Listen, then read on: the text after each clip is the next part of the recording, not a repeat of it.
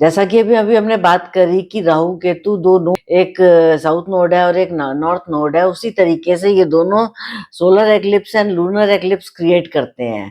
ये हमारे सोलर और लूनर एक्लिप्स को भी बहुत नेगेटिव माना जाता है।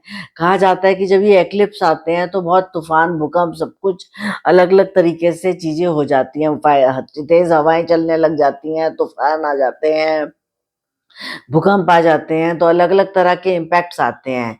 इसी तरीके से हमारी पर्सनल लाइफ जब ये नेगेटिव हो जाते हैं और ये हमें तंग करने लग जाते हैं, ये नेगेटिव कब होते हैं?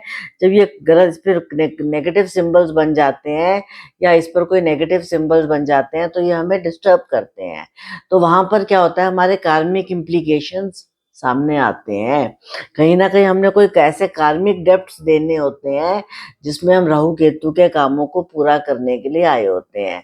यहाँ पर हमारे ब्रदर सिस्टर्स का एरिया है, हमारे पेरेंट्स का एरिया है, हमारी फैमिली का एरिया है, तो शायद हमने इन सबके वो डेब्ट्स देने होंगे, तभी हम आगे बढ़ सकते हैं लाइफ में।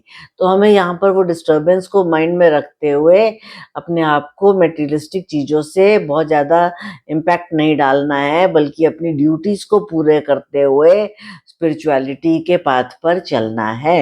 ये हमारा स्पिरिचुअल इम्प्लीकेशन है। अदरवाइज ये हमारे को एक इंटरनल स्ट्रगल दे देता है।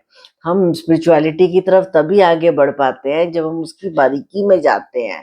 चाहे हम एस्ट्रोलॉजी की डीप नॉलेज ले लें, चाहे हम स्पिरिचुअलिटी की डीप नॉलेज ले लें, वो तभी पॉसिबल है अगर हम उसकी डेप्थ में जाएंगे। तो हमें उसके लिए एक अच्छे इम्पैक्ट के साथ आगे बढ़ना है, हमें उसके साथ नेगेटिव इम्पैक्ट के साथ नहीं बढ़ना है। इन द सेम वे देखिए, जब हम देखते हैं आज के डेट में सारा काम ब्रेन से हो रहा है, तो ये ब्रेन का कहाँ इम्प्लीकेशन आ रहा है हमारी लाइफ में? राहु से आ रहा है, और बॉडी का यूज कम से कम हो रहा है, तो यहाँ केतु का रोल आ रहा है। हम डिटैच्ड है अपनी बॉडी की चीजों से, हम ज्यादा से ज्यादा मेंटल वर्क पे काम कर रहे हैं, मेंटल प्लेन पे काम कर रहे हैं, और इस लेवल तक आते आते हमारी फिजिकल बॉडी थक जाती है।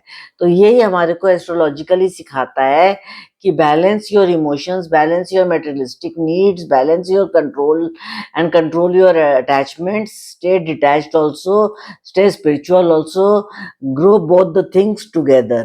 एक हाथ से लीजिए, दूसरे हाथ से दीजिए। हमेशा इस कॉन्सेप्ट को याद रखिएगा। Thank you.